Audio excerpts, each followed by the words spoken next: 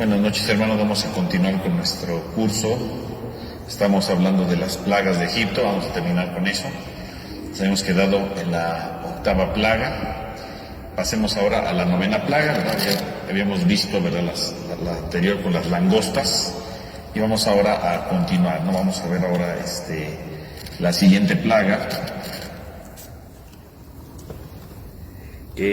Va a hablar sobre las tinieblas, ¿no? En el libro del Éxodo, en el capítulo 10, versículo 21 al 27, ¿no? Ahí lo tenemos. Entonces vamos a leer la novena plaga, que dice así: 10 del 21 al 27.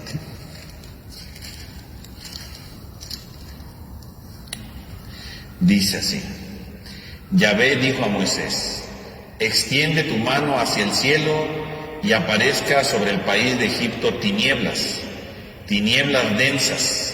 Extendió Moisés su mano hacia el cielo y unas densas tinieblas cubrieron durante 3 días el país de Egipto. No se veían unos a otros y nadie se levantó de su sitio por espacios de 3 días, mientras que todos los israelitas tenían luz en sus lugares de residencia.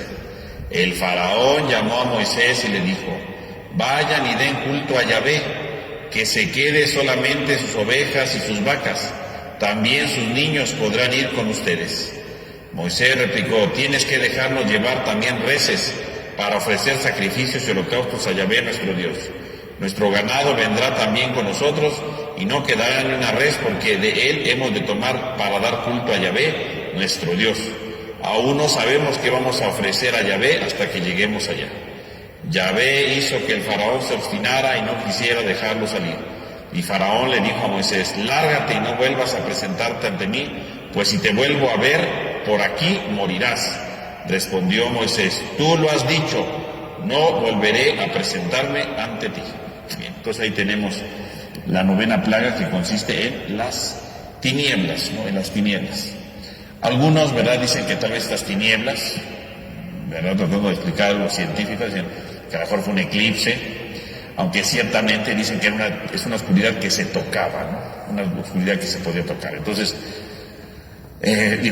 puede tener un significado, claro, simbólico, y algunos dicen que a lo mejor se podía referir a las ventiscas de arena, ¿no?, que a veces son muy fuertes entre los meses de marzo y abril, y entonces evidentemente tapan la luz, ¿verdad? Está todo oscuro, ¿verdad? Es muy difícil ver, ¿no? Obviamente porque es arena, ¿no? Está ahí volando, y obviamente se puede palpar, ¿no? Porque lo que siento es la arena, ¿no? Entonces algunos dicen que esto, bueno, son explicaciones, ¿no? Pero más allá de esto, ¿verdad?, ¿qué significa la tiniebla, no?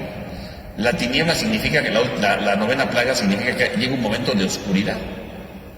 Y la oscuridad, por lo tanto, es la ausencia de la luz, ¿no?, en la Biblia. Y la ausencia de la luz es la ausencia de Dios, ¿no? Entonces, esta plaga, en el fondo, ¿qué representa? No simplemente que esté oscuro, no simplemente, ¿verdad?, que no puedan ver, sino que esta oscuridad, estas tinieblas, es consecuencia de las anteriores plagas, ¿no? Es decir, el hombre que se va haciendo esclavo, el hombre que va esclavizando su corazón, ¿verdad?, va esclavizando su interior, ¿verdad?, para no ser libre, para no abrirse a la novedad de Dios, para no abrirse a la libertad que Dios quiere dar. ¿Qué trae como consecuencia? Pues una oscuridad en la vida, porque nos vamos alejando de Dios, ¿no? Esta plaga, en el fondo, lo que está diciendo es la consecuencia de todo lo anterior. O sea, Dios se ha dado advertencias, y nunca nos deja salir, ¿no? Nunca da la oportunidad de la libertad. Entonces, cuando el hombre de plano se cierra la libertad, ¿no?, entonces, ¿qué pasa? Cuando el hombre se cierra la libertad, significa que llega la oscuridad. La oscuridad no es otra cosa sino la consecuencia de vivir sin Dios. El hombre que es esclavo de algo, pues es un hombre que vive sin Dios. Un hombre esclavizado no está con Dios, está lejos de Dios.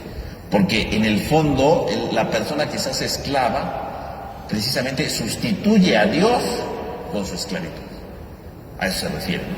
Yo sustituyo a Dios con mi propia esclavitud. Entonces, si yo, por ejemplo, me drogo, pues mi esclavitud son mis drogas, en el fondo Dios no me interesa, ¿no? En el fondo, mi Dios es mi droga, ¿no? Porque yo necesito de eso, es una idolatría, ¿no? quiere decir que estoy alejando a Dios poco a poco en mi vida, ¿no? Y efectivamente, cuando hay oscuridad, cuando hay tiniebla, pues no podemos caminar, ¿no? No podemos saber para dónde vamos, no podemos saber hacia dónde nos dirigimos, no podemos saber hacia dónde debemos ir marcando nuestros pasos, ¿verdad? Si estuviera todo oscuro, pues diríamos, ahora, ¿para dónde camino? ¿Qué tal si me caigo? ¿Qué tal si me tropiezo? ¿Qué tal si choco, verdad? Cuando alguien está tan oscuro, no podemos saber a dónde vamos. Y efectivamente, cuando alguien llega a la esclavitud, cuando alguien se esclaviza con lo que sea, ya no puede caminar, no sabe a dónde ir, ¿no?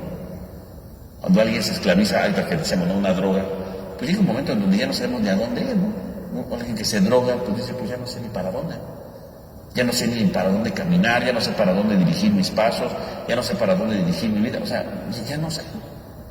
Y se desespera uno, ¿verdad? Ya no sé ni qué hacer, ¿no? Está en la oscuridad. O sea, la oscuridad es la novena plaga porque es la consecuencia de todo lo que hemos dicho. Le hemos dicho no a Dios, le hemos dicho no a su, ¿cómo se llama? A su libertad, a su proyecto de amor. Bueno, ya no sé ni para dónde caminar. Cuando alguien, por ejemplo, se esclaviza en su soberbia, ¿verdad? Y ya se cree que el absoluto, se cree que nadie lo merece. Bueno, hay un momento que no sabe ni para dónde caminar porque ya no sabe en quién confiar, ya no sabe en quién lo puede ayudar, ya no sabe nada, porque se empieza a quedar solo, ¿no? Se queda en la oscuridad, ya no puede hacer nada, ¿no? Por lo tanto, la tiniebla, pues es esta plaga en la que le está diciendo Dios al faraón, ya no puedes hacer nada, ¿no? Ya no sabes hacia dónde caminar, te estás quedando sin nada, ¿no? Decíamos, la última plaga fue las langostas, ¿no? Que devasta gran parte de Egipto, ¿no? Las plantas, ¿verdad? Es una cosa terrible. Y al final de cuentas, pues ahora viene la oscuridad. Si viendo toda la destrucción no fuiste capaz de liberar al pueblo, bueno, pues ahora lo único que te queda es vivir en la oscuridad, ¿no? Ya no sabes hacia dónde ir. Ya no sabes hacia dónde encaminarte, ya no sabes hacia dónde dirigir tus pasos. Está todo perdido, ¿no? La oscuridad. Y esta es la novena plaga, o sea, es el noveno aviso. O sea, cuando alguien ya no sabe qué hacer, ya no sabe a dónde caminar, pues evidentemente está usted en la novena plaga, ¿no? Está a punto de perderlo todo, ¿no? Está a punto usted de perder absolutamente el sentido de la vida, ¿no? Puede perder cosas más valiosas todavía, ¿no? ¿Cuál es la esclavitud que a veces me puede llevar a la oscuridad? ¿Cuál es esa esclavitud que no me deja ser feliz? ¿Cuál es esa esclavitud que no me deja encontrarme con el amor? ¿Cuál es esa esclavitud que no me deja encontrarme con la capacidad de estar con Dios? ¿Cuál es esa esclavitud?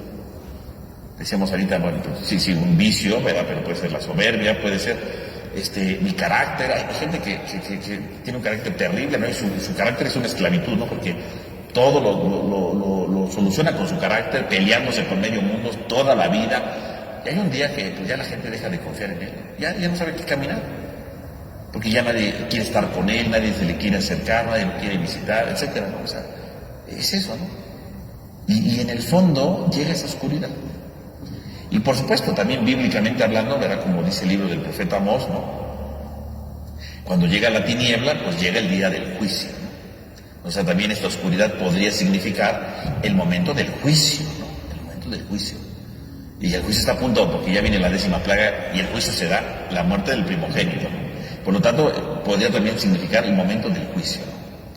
Ahora, curiosamente, la manera como describe la tiniebla, literalmente dice una tiniebla de oscuridad. Claro que uno puede decir una tiniebla de oscuridad, pues es obvio, ¿no? Pues si está oscuro, si es tiniebla, pues está oscuro. Sí, pero es una manera de repetir la idea, ¿no? Tiniebla de oscuridad quiere decir una oscuridad terrible, ¿no? Donde no se percibe nada, ¿no? Donde no se puede apreciar nada, ¿no? Una oscuridad en la que ya no sabemos qué hacer en la vida, ¿no? Y decíamos, es una oscuridad que se puede palpar, ¿no?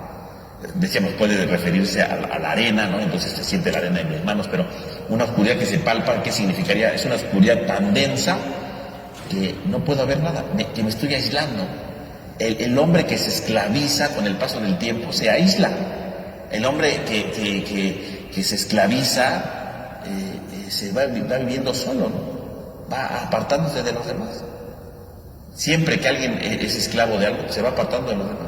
Los demás se van alejando de él porque ya no confían en él, o porque ya no lo aguantan, ya no lo soportan, o les da miedo, ¿verdad? Puede ser cualquier cosa, ¿no? Pero se va aislando. En el fondo, esta oscuridad tan fuerte, tan densa, que yo puedo palpar, ¿qué significa? Que me estoy aislando de los demás, que estoy totalmente distanciándome de los demás, que ya no puedo hacer nada, que ya no me puedo encontrar con nada. La esclavitud, a final de cuentas, cualquier esclavitud me va a llevar a no ver nada. Por un lado, a no saber qué camino dirigir en mi vida, pero por otro lado también me va a llevar a no ver a nadie, porque si no ves nada, no ves a nadie, vives solo, ¿no? Toda esclavitud te lleva a la oscuridad porque no puedes efectivamente encontrarte con nadie. Te alejas de los demás, o más bien, los demás se alejan de ti. O sea, el texto del Éxodo es muy duro, ¿no? Porque está diciendo que el hombre que se esclaviza entonces, pues vive en la más profunda oscuridad, ¿no? Aislado de los demás. Y a veces nos vamos aislando, ¿no? A veces nos vamos apartando de los demás. Nos vamos distanciando de los demás. Cuando alguien se queda solo es porque tiene una esclavitud terrible. Y puede ser cualquier cosa, ¿no? Puede ser una esclavitud y ya nadie se te quiere acercar por el motivo que sea. Digo, cuando tiene esclavitud, otra cosa es cuando alguien está enfermo y lo dejan ahí solo, bueno. Porque dicen que no les importa, pero eso es otra cosa. No, aquí hablo de una esclavitud, ¿no? Que estoy bien, pero que yo he tomado una actitud o un estilo de vida que he hecho que los demás se aparten de mí. Es la oscuridad. No veo a nadie a mi alrededor. Volteo y digo, ¿dónde está la gente que quería? ¿Dónde está la gente que me amaba? Ya no está conmigo. ¿Y por qué no está conmigo? Porque he caído en la más profunda de las esclavitudes, ¿no? Y ahí está, ¿no? Entonces hace ver justamente esto, ¿no? Hace ver cómo hay una tiniebla que me puede apartar de los demás. Y es un signo de que soy un terrible esclavo de algo, ¿no? Si usted dice es que la gente se ha alejado de mí porque ya no confía en mí, o se ha alejado de mí porque me tiene miedo, se ha alejado de mí porque no me soporta, ¿no? Pues usted tendría que pensarlo. Creo que usted tiene una esclavitud, ¿eh? Y quiere decir que ha habido muchas señales que usted no había visto y que ahorita es el culmen de todo. Usted, si sigue así, puede perder lo más valioso que tiene, porque está quedándose solo, ¿eh? Ya no ve a nadie a su alrededor, ¿no? O nada más vienen a verme por compromiso, o nada más vienen a ver por interés, porque puede ser que nada más sea por interés, ¿no? A lo mejor, puede haber una esclavitud que he hecho que los demás se aparten de mí. Si antes estaban cerca de mí y ahora no, pudiera ser que hay una esclavitud de fondo. Hay una esclavitud profunda ahí, ¿no? Que me puede amenazar profundamente, ¿no? Que me puede amenazar con ya quedarme solo y estoy a punto entonces de perderlo todo, ¿no? Ese es el paso final antes de perderlo todo, ¿no? Y entonces, ¿verdad? Viene esta oscuridad, ¿no? Y si nos damos cuenta, podemos aquí recordar, por ejemplo, cuando Jesús está en la cruz. Si ustedes recuerdan, cuando Jesús está en la cruz, dice que las 3 horas en las que está en la cruz, dice que llega un momento de oscuridad. Y algunos autores dicen que este momento de oscuridad recuerda la novena plaga, ¿no? Porque justamente después de la oscuridad, ¿qué va a venir? La liberación del pueblo de Israel. Quiere decir que Cristo muere en la cruz y todo se pone oscuro. ¿Por qué? Porque está a punto de llegar la verdadera liberación, que es la salvación por medio de su muerte y resurrección.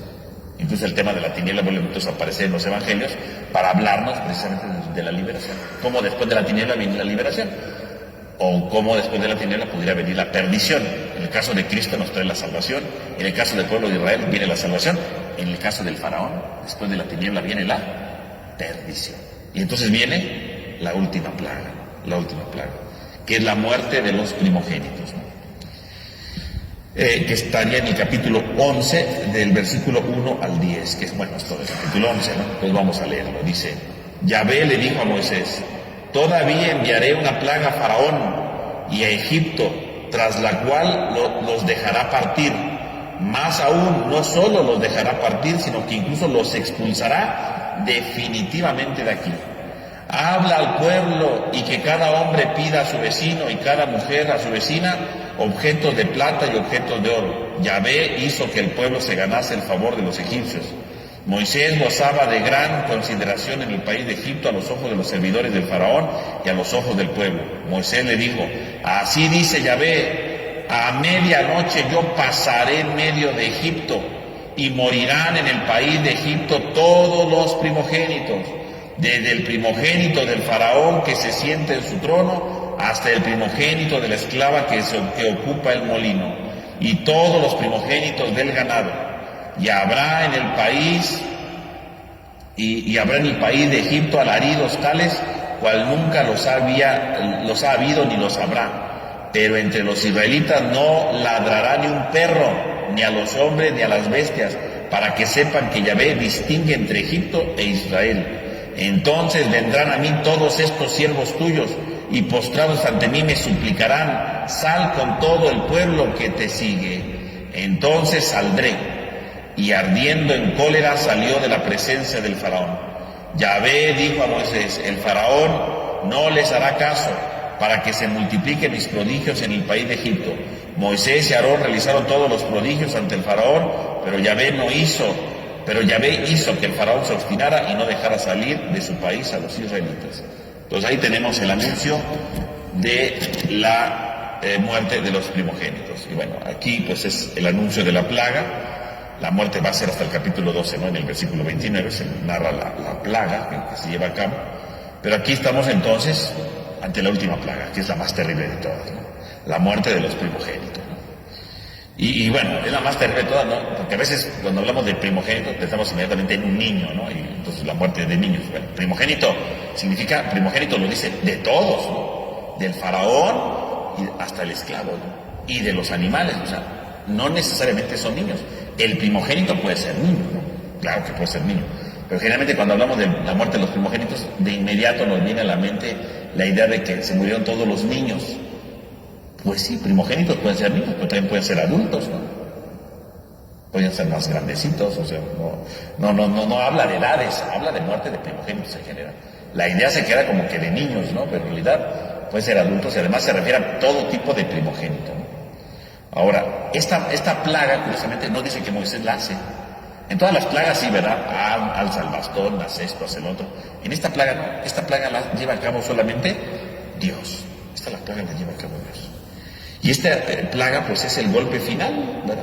Sobre el faraón, sobre Egipto, y por lo tanto pues va a traer como consecuencia la liberación, ¿no? Y dice que habrá un clamor de parte de los egipcios como nunca antes lo ha habido. ¿Quién era el único que había clamado antes que los egipcios? Pues el mismo pueblo de Israel. Si Dios viene a salvar al pueblo, ¿por qué lo vino a salvar? Dice, he escuchado el clamor de Egipto, he escuchado el clamor. Por eso he decidido bajar, ¿verdad? Para sacar a mi pueblo, ¿verdad? Para salvarlo. El primero que tuvo un clamor fue el pueblo de Israel. Y ahora los que van a clamar son los egipcios, ¿no? O sea, se van a cambiar los papeles. Ahora los que van a sufrir son los egipcios, dice él, ¿no? Y entonces vendrá la muerte del primogénito. Ahora, ¿qué significa la muerte del primogénito? Porque eso tenemos que entenderlo bien. Porque a veces se malentiende esto, ¿no? Entonces se puede ver como un Dios vengador, un Dios cruel, ¿no? Un Dios que se desquita de todo. Y no es eso, ¿no? Para empezar, recordemos que Dios ya había llamado a su pueblo su primogénito, ¿no? Lo habíamos visto previamente, ¿no? Cuando estábamos analizando el capítulo ¿cómo se llama? 4, ¿no? Ahí Dios le llama a su pueblo su primogénito. Y ahora los que van a morir son los primogénitos de Egipto, ¿no? Por lo tanto, estamos delante de una batalla entre Dios y el faraón, y aquí está en juego los primogénitos. ¿Cuál es el primogénito que va a morir? O se va a morir el primogénito de Dios, que es su pueblo, y se va a morir porque está esclavizado, o se van a morir los primogénitos del faraón. Eso es lo que está diciendo, ¿no? Porque si Dios ya había llamado desde el principio primogénito al pueblo de Israel y ahora se mueren los primogénitos, quiere decir que aquí solamente hay un primogénito que puede sobrevivir. ¿Y por qué hay un primogénito que puede sobrevivir? ¿Qué significa el primogénito? El primogénito en las culturas antiguas, bueno, sobre todo en el pensamiento bíblico, el primogénito es lo más valioso que puede haber, ¿no? Es lo más importante que puede existir, porque es el primer hijo. Incluso en las herencias le tocaba la mayor parte al primogénito siempre. El primogénito es lo más valioso que puede existir. Por lo tanto, si Dios dice que el pueblo de Israel es su primogénito, significa que es lo más valioso que Dios tiene. Entre todos los pueblos, ese es el más valioso que tengo, es lo que está diciendo. Y en el fondo, el primogénito de Egipto, bueno, son lo más valioso que tienen en Egipto. ¿Y qué es lo que va a suceder entonces? ¿Qué es lo que va a ocurrir entonces? Va a morir el primogénito. En primer lugar, la muerte del primogénito, entonces la muerte de lo más valioso. Pero no solamente la muerte de lo más valioso. ¿Qué significa el primogénito? El primogénito es el símbolo del futuro, porque el primogénito es el primer hijo, ¿no? Y significa que es el que le va a dar descendencia al padre. Es el que va a dar la primera descendencia a la familia. Por lo tanto, es el símbolo del futuro. Que se muera un primogénito, ¿qué está diciendo? Que ya no tiene futuro, que ya no tiene un porvenir, que ya no tiene una esperanza para seguir adelante. Eso significa la muerte del primogénito. Por lo tanto, más allá de la muerte de niños o de gente o de animales, lo que está diciendo Dios con la muerte del primogénito es, aquí solamente alguien va a tener futuro. O mi primogénito, que es el pueblo de Israel, o el primogénito de Egipto, que es el opresor. ¿Quién puede tener futuro? Por lo tanto, aquí la 10ª plaga, en el fondo, ¿qué está diciendo? Aquí solamente hay alguien que tiene un futuro, tiene un porvenir, tiene una esperanza para seguir adelante. ¿Y quién es el que va a tener la esperanza? ¿Dios o el pueblo que esclaviza? Solamente uno puede tener un futuro. No hay más. Tiene un futuro. ¿Quién tendrá futuro? ¿Dios con su pueblo, su primogénito? ¿O quién tendrá futuro? ¿Egipto?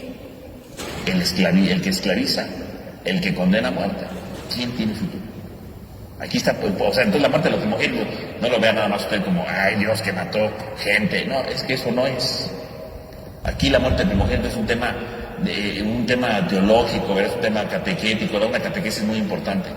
Porque en el fondo, ¿qué está enseñando el libro del Éxodo? No está enseñando que Dios mata gente, no. Lo que está enseñando es algo mucho más importante. Que el que está del lado de Dios, el que está del lado de la libertad, tendrá un futuro, porque se convertirá en el primogénito de Dios. En cambio, el que está del lado del faraón, el que está del lado de la esclavitud, no tendrá futuro. Y no va a tener futuro, ¿por qué? Porque es hijo de la esclavitud. El primogénito del faraón está condenado a morir. El futuro de Egipto, el futuro del faraón, el futuro de la esclavitud es que desaparezca su futuro. No hay más. No tiene esperanza. Lo ha perdido todo. O sea, se muere el primogénito, se acaba todo. Digo, podemos decir, bueno, si se muere el primogénito hay otros hijos. Sí, hay otros hijos. Pero el primogénito en esta cultura es muy importante. Es el símbolo del futuro, es el símbolo de la esperanza, es el símbolo de lo más valioso. Si se muere el primogénito, se acaba el futuro. Se acaba la esperanza, se acaba lo valioso, se pierde todo. En el fondo aquí solamente uno puede tener un futuro. O el que esclaviza, o el que es libre. ¿Y quién se va a morir? Pues el primogénito del faraón. Entonces, ¿qué significa? Que entonces el que ha decidido optar por la esclavitud, a final de cuentas se le muere su primogénito, se le muere su futuro, se le muere su esperanza, se le muere su sustento en la vida. Es lo que se le está muriendo. Es lo que está diciendo el texto. Entonces, más allá de que si se murieron los niños, que si no se murieron, deje eso de lado, porque eso no es lo importante, ¿no? Aquí lo importante es que cuando se muere el primogénito, ¿qué es lo que está diciendo el texto bíblico? Ese es el culmen, ¿no? Cuando tú decides esclavizarte, cuando tú decides no ser libre, se te va a morir el primogénito.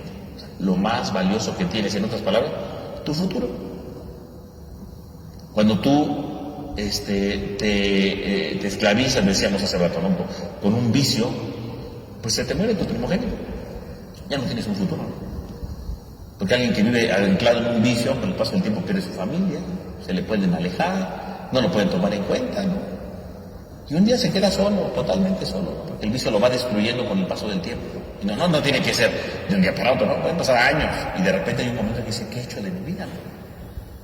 Y cuando uno dice, ¿qué he hecho de mi vida? Significa que ya no tiene futuro, ¿no? Se le murió el primogénito, ya no tiene un futuro por delante, ¿no? Se le acabó todo, se murió el primogénito.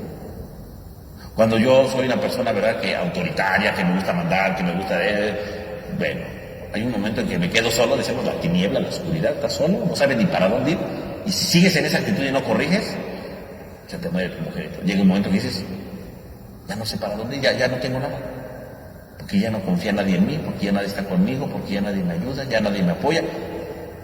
La esclavitud hizo que muriera tu primogénito, se acabó tu futuro. Todos tenemos un primogénito porque todos tenemos un futuro. ¿Y un futuro en qué sentido?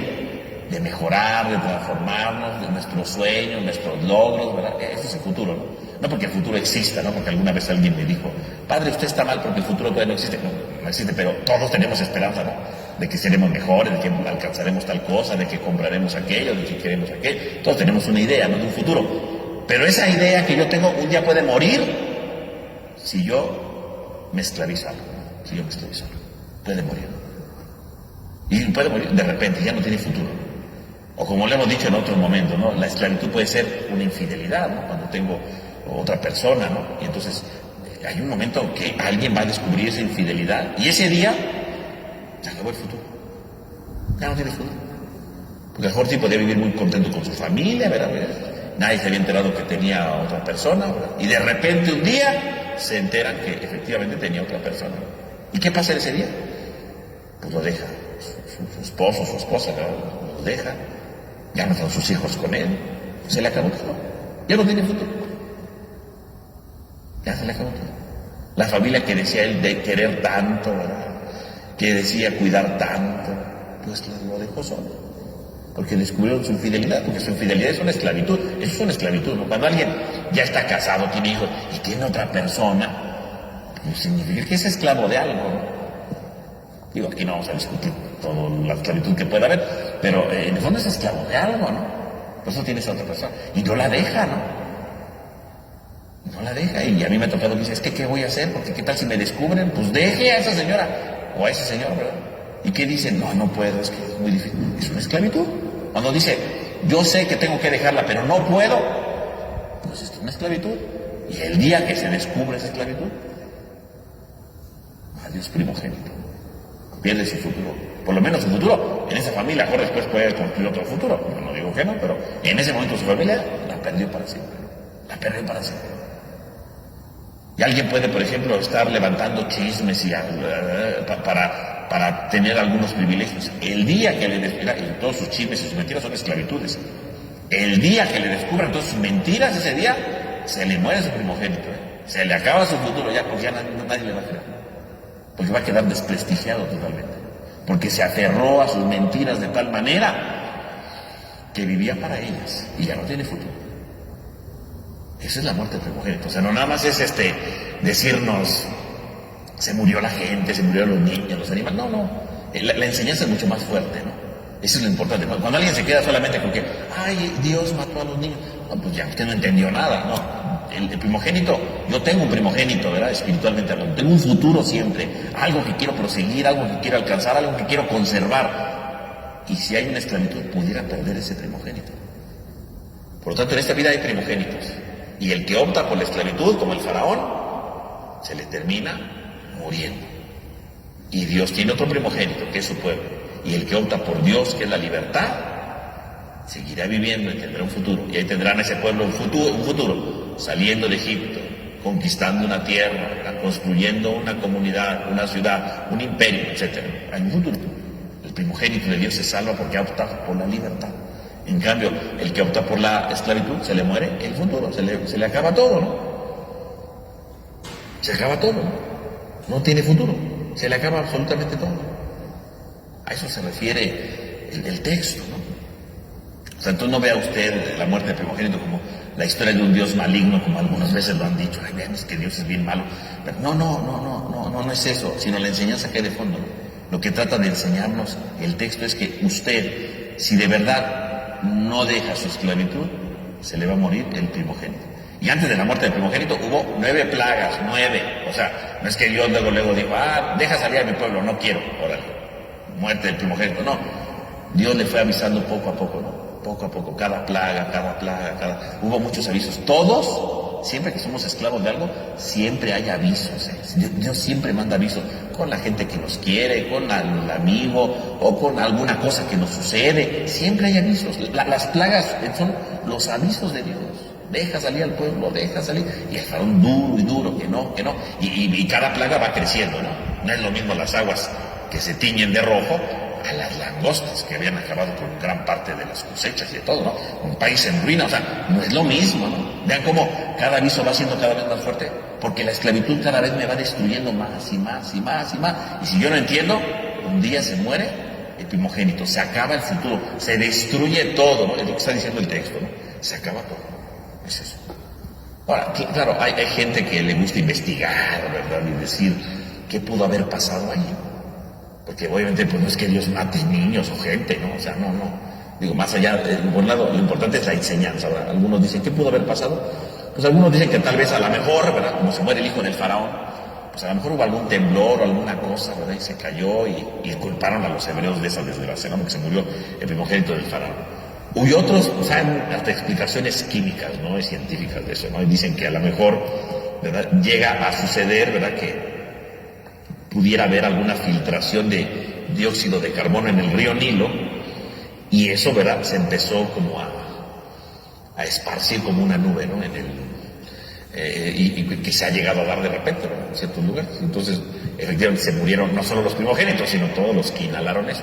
Y obviamente la Biblia habla nomás de los primogénitos para la enseñanza, y pudo haber pasado eso. Digo, nunca vamos a saber si fue así, qué pasó exactamente ese día, no lo sabemos, ¿no? O sea, finalmente no lo podemos saber, ¿no? Es una cosa muy complicada, ¿no? Algunos dicen que en el Museo del Cairo, ¿verdad?, está la momia del hijo del faraón Amosis I, que se supondría que sería de ese tiempo, ¿no?, y que justamente murió a los 12 años. Entonces dicen, pues a lo mejor es lo de la plaga, ¿no? Son hipótesis que tratan de dar esto, ¿no? Pero bueno, lo más importante no es lo científico ni eso, sino la enseñanza, ¿no? Porque si reducimos todo nada más a la ciencia, pues sí, sacamos unas cosas muy interesantes, pero ¿de qué sirve tener datos interesantes, científicos, si no nos ayuda la vida? Entonces, lo del primogénito aquí, digo, independientemente de lo que pudo haber pasado, cómo se llevó a cabo, etcétera, bueno, podemos sacar muchas explicaciones, aquí le di algunas ideas de algunos, ¿no? Pero lo importante no es eso, lo importante es cómo es que Dios nos va advirtiendo en la vida, y si yo no cambio, puede morir el primogénito. Puedo perder lo más valioso, puedo perder mi futuro, puedo perder mi esperanza, eso es lo más terrible, ¿no?, lo más garrafal que puede ocurrir. Eso sería lo peor. Y uno puede decir, bueno, ¿y qué cosa tan terrible? Pero antes de que mueran los primogénitos, porque decimos que los primogénitos no mueren en ese momento, sino hasta el capítulo 12, antes de que mueran los primogénitos, ¿qué hace Dios? Qué curioso, en ese momento Dios va a empezar a anunciar una cosa muy importante, que es la fiesta de la Pascua. En medio del anuncio de los primogénitos y antes de que se mueran los primogénitos, ¿qué hace Dios? Anuncia la Pascua, que es la fiesta más importante de los judíos. Estamos entonces entrando en el capítulo 12 al corazón del Antiguo Testamento, cuando Dios instituye la Pascua. La Pascua es la fiesta más importante de los judíos, es la fiesta más importante, es la fiesta fundamental, es la fiesta primordial de los judíos, ¿no?, la Pascua. Y estamos nosotros entonces delante de la institución de la fiesta de la Pascua, ¿no?, que claro, va a tener sus connotaciones cristianas, ¿verdad?, porque nuestra Pascua como cristianos, bueno, pues es la Pascua de la resurrección de Cristo, ¿no?, pero los judíos pues tienen su Pascua, y nuestra Pascua cristiana tiene como base aquella Pascua, ¿no? Y justamente a partir del capítulo 12, Dios va a enseñarnos en qué consiste la Pascua, la experiencia de la Pascua. Entonces vamos a analizar, ¿verdad? De hecho, hace unos viernes, ¿verdad?, decíamos que hablamos del tiempo de la Pascua aquí en la iglesia y decimos, bueno, la base es la Pascua judía. Pues justamente vamos a hablar entonces ahora de la Pascua judía. ¿Qué es la Pascua judía? Porque estamos en el corazón, por lo tanto, del Antiguo Testamento. ¿Qué es la Pascua? Que culmina con el paso del Mar Rojo. Ahí culmina. Entonces estamos desde este capítulo 12, ¿verdad?, hasta el capítulo 14, de estos 3 capítulos, son el corazón del Antiguo Testamento. Ahí está el sentido de todo. La vida de los judíos y la base de los cristianos, ¿no? ¿Cómo se llama?, la institución de la Pascua. Y curiosamente la institución de la Pascua está en relación con la muerte de los primogénitos, porque va a relacionar la muerte de los primogénitos con la fiesta de la Pascua, que es lo que vamos a explicar. Entonces es una cosa muy compleja. Primero que nada, bueno, cuando hablamos de la palabra Pascua, bueno, Pascua es una cosa sumamente compleja, ¿no?, porque es una palabra que no se entiende bien. Pascua, ¿verdad?, dicen, pues es una palabra que puede significar como pasar de largo, ¿no?, cuando yo voy pasando de largo. Eso puede ser Pascua, ¿no?, que paso de largo. O Pascua puede significar brincar, saltar algo, ¿no? Eso significa Pascua. Puede significar, es una palabra muy complicada, ¿no?, que tiene mucho significado, ¿no? Pascua puede ser un paso de un lado para otro, ¿no?, el movimiento que me lleva de un lado a otro. Eso puede ser la Pascua, ¿no? Pascua incluso podría tener ahora alguna raíz egipcia que significa golpe. Un golpe. O sea, exactamente qué quiere decir Pascua, pues quién sabe. Tenemos aproximación. Generalmente lo traducimos como paso, ¿no? Así lo traducimos generalmente. Y siempre se atribuye el paso de la muerte a la vida, ¿no?, o el paso de la esclavitud a la libertad, ¿no? Así lo vemos en general, pero en realidad tenemos que dejarlo claro, ¿no? La palabra Pascua es una palabra compleja en sí misma, ¿no? No sabemos exactamente qué significa, ¿no? que decíamos puede significar incluso saltar, ¿no? Porque según la muerte de los primogénitos, ¿verdad? El ángel pasa y solamente pasa en ciertas casas de los egipcios, ¿no? No pasa en los judíos, se salta la de los hebreos, ¿no? Y esa acción de saltársela, se puede ser la Pascua, el paso. O sea, la Pascua es una cosa muy difícil de entender, ¿no? Pascua puede significar que el pueblo pasa, ¿verdad? Sale de Egipto hacia la libertad. O la Pascua puede referir al salto que hace el ángel de las casas de los hebreos para que los primogénitos de los hebreos no se mueran, ¿no? El salto, ¿no? O sea, es muy complicado saber exactamente. Ahora, ¿de dónde viene la fiesta de la Pascua? La Pascua, aquí Dios está dando las instrucciones, cómo van a vivir la Pascua, ¿no? En el capítulo 2 se empieza a explicarnos cómo se debe vivir la Pascua. Pero la Pascua no es que es algo que se inventó Dios de la noche a la mañana, por supuesto que no. La Pascua era una fiesta que ya existía ahí en Egipto, ¿no? De entre los pastores de los israelitas. La Pascua era una fiesta de pastores. Porque los signos que van dando, ¿verdad? Es una fiesta de pastores, ¿no? Es una fiesta de pastores. Porque van a agarrar un cordero de un año, lo van a matar y se lo van a comer. Ese, al parecer, era un rito que ya existía en la antigüedad.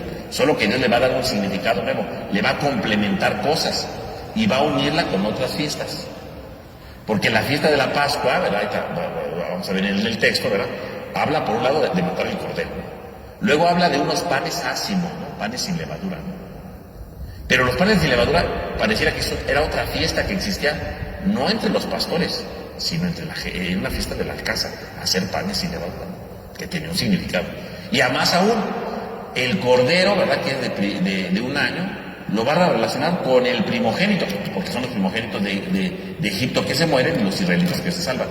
Por lo tanto, el relato de la Pascua que está en el capítulo 12 es la unión de tres fiestas o de tres realidades distintas. Dios va a agarrar lo que ellos ya acostumbraban a hacer y lo va a juntar en una misma realidad. ¿Existía una especie de fiesta de Pascua antes de la salida? Sí. ¿Existía una fiesta con panes ácimos? Sí, pero eran dos cosas distintas, eran dos fiestas diferentes. ¿Y existía lo de ofrecerle un primogénito? Sí. Y lo que va a hacer entonces el libro del Éxodo, ¿verdad? Es juntar estas tres fiestas y hacerla una sola. Esa es la novedad. O sea, existían cosas previamente, sí, pero Dios las va a agarrar, las va a juntar en una sola para darle un nuevo significado y para formar la fiesta del Pascua. Y todo va a tener sentido. A eso es a lo que está refiriéndose aquí entonces el texto, ¿no? La fiesta de la Pascua entonces es una fiesta que está uniendo costumbres del pasado, costumbres antiguas, para formar una nueva fiesta, que va a concluir con el paso del Mar Rojo, porque eso sí no lo hacían, eso no es que lo hacían cada rato, ¿no? Eso nunca se hacía, eso es algo novedoso que pasa ahí, ¿no? Pero entonces, la fiesta de la Pascua, entonces no hay que verla simplemente como hay una cosa que Dios se le ocurrió lo sacó de la manga. No. La fiesta de la Pascua eran fiestas que ya existían previamente, que Dios las va a juntar en ese momento para hablar de la Pascua y que le va a dar un significado nuevo, concluyéndolo con el paso por el Mar Rojo, ¿no? Para entrar en el desierto. Eso es lo que trata de decirnos entonces el libro del Éxodo. Y eso es lo que va a tener el significado de la Pascua judía, ¿no? Lo que los judíos van a celebrar es justamente esta nueva interpretación que Dios está dando de lo que es la Pascua, ¿no? De lo que Dios está interpretando de la Pascua, ¿no? Eso es lo importante. Ahí está como la clave de todo. Por lo tanto, la fiesta de la Pascua entonces, en el fondo, pues es compleja, ¿no? No es que Dios se le ocurrió, digan, hagan esto, no. Toma toda su cultura de ellos y le da un nuevo significado, uniendo cosas. Es una cosa muy interesante, ¿no? O sea, Dios no viene aquí a violentar, a crear cosas novedosas que nadie se imaginaba de la nada, no. Son cosas que ellos más o menos conocían, pero Dios le va a dar un nuevo significado. ¿Para qué? Para que le encuentren un nuevo sentido a todo, para que le encuentren una nueva razón de ser, para que le encuentren un nuevo significado en su vida y para que su fe tenga un nuevo motivo en su vida. Y eso va a ser la Pascua. Y eso es algo muy importante. Entonces, la fiesta de la Pascua, entonces hay que verla efectivamente como un momento clave para el pueblo hebreo, claro, pero con un nuevo significado, con una nueva interpretación que Dios le va a dar para que el pueblo lo entienda de manera nueva. Y ese es el tema de la Pascua. Y ahí es entonces donde comienza. Y bueno, pues ya está acabando el tiempo y ya para que empiezo a leer algo que no voy a terminar, ¿no? Entonces, Vamos a dejar por hoy aquí nuestra sesión. Ya terminamos las plagas por fin, ¿verdad? Porque la hice cardíaca el asunto, pero... Y la próxima semana, Dios mediante, pues ya hablaremos sobre la fiesta de la Pascua, ¿no? Ya teniendo como este preámbulo del significado, ¿verdad? De dónde más o menos viene esta idea de la Pascua, cómo Dios une estos ritos. Y vamos explicando obviamente el significado de estos ritos, ¿no? ¿Por qué lo hace? ¿Por qué Dios le va dando? ¿Y cuál es el significado nuevo que le da? Porque le va a dar un nuevo significado. Ya no solamente de hacer un rito, ¿no? Sino de un encuentro con Dios. Que realmente eso es un encuentro con Dios. Que no se quede solamente en las supersticiones. Porque muchas de esas fiestas tenían la idea de una superstición. Y Dios va a quitar eso para darle un sentido salvífico de salvación. Un verdadero encuentro con Él. Un verdadero encuentro con Dios y con la libertad que tanto anhela para su pueblo. Pero bueno, eso ya lo veremos entonces la próxima semana, Dios mediante. Entonces vamos a terminar con una oración. En el nombre del Padre, del Hijo, del Espíritu Santo. Amén. Amén. Te damos gracias, Señor, porque nos permites reunirnos en este día. Te pedimos que nos ayudes para que realmente vayamos reconociendo las advertencias que nos vas dando a lo largo de nuestra historia, para no caer en nuestras esclavitudes, para irlas venciendo, para irlas transformando, para irlas renovando, y así dar realmente el significado más profundo de la salvación que quieres para nosotros, para que alcancemos la verdadera libertad que solamente tú nos puedes dar. Y no vayamos a perder el primogénito, lo más valioso que tenemos, sino vayamos siempre caminando adelante con tu presencia y tu guía. Te lo pedimos a ti que vives y reinas por los siglos de los siglos. Amén. En nombre del Padre, del Hijo y del Espíritu Santo. Amén. Pues que todos tengan una buena noche y que descansen.